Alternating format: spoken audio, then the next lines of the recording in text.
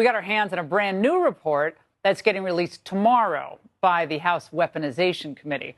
Now, it highlights even more whistleblower testimony on government abuse and retaliation. One whistleblower says he was told to inflate the numbers of domestic violent extremism cases, including breaking one up into 4 separate cases. He says this was done so the FBI could show Congress there were these cases that were on the rise. Now, this whistleblower says that he was then transferred to a new unit across the country, and when he arrived for his first day, the FBI placed him on unpaid, indefinite suspension, effectively rendering his family homeless and leaving them without any personal effects, including even his young children's clothing. Now, this is just part of what my next guest in his committee uncovered. Congressman Jim Jordan, chair of the Weaponization Committee, joins me now. Congressman, this seems surreal. Now, that whistleblower said there's hardly any recourse because the FBI just investigates itself. Yeah, he won a promotion. He was transferred from Kansas to Virginia. The day he gets here, he learns that they suspended his clearance, said they questioned his allegiance to the country. A guy who did 2 tours in our armed services for our country, questioned his allegiance, won't let him get access to all his belongings, his clothes, his furniture. 4 children, a 2-week-old newborn, wouldn't let him get access to their clothes, their toys, their winter coats. That's how bad it was. So here's what we know, Laura. We know from the Durham report that these agencies have been weaponized, and they'll go after a presidential candidate. But it's worse today because they will target the people. A parent at a school board meeting, a pro-lifer praying at a clinic, a Catholic attending mass. They will target people. And if you're brave like Mr. O'Boyle and you come forward and tell the truth, then they will try to crush you. They will retaliate against you, just like they did to Garrett O'Boyle, a guy who served our country and has now went 250 days without getting paid because they took his clearance from him. Well, they're trying to frighten people, right? Yes. From telling the truth about what they're really doing. They want to intimidate people from speaking the truth.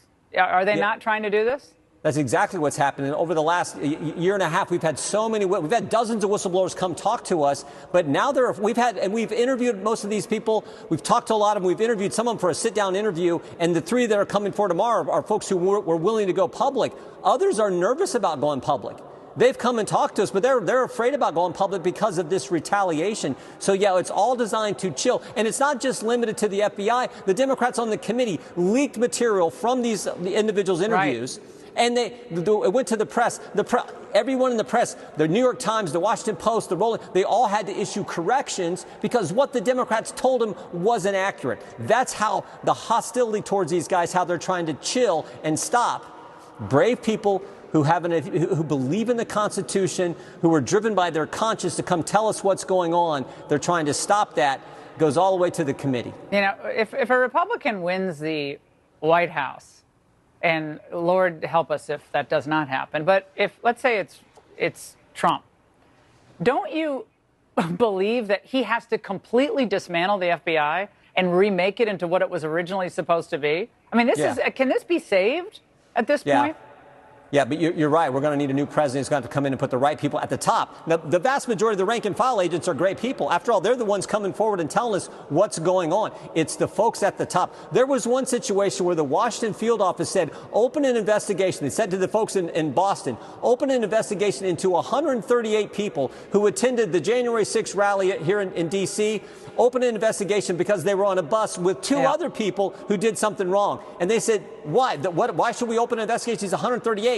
They refused to do it, but they were being pressured to open an investigation to create these numbs about domestic violent extremism. Biggest threat to the world. It's wrong. And by the way, just moments ago, Steve Friend, who is a whistleblower who's been on our show, had his security clearance revoked. This happened tonight.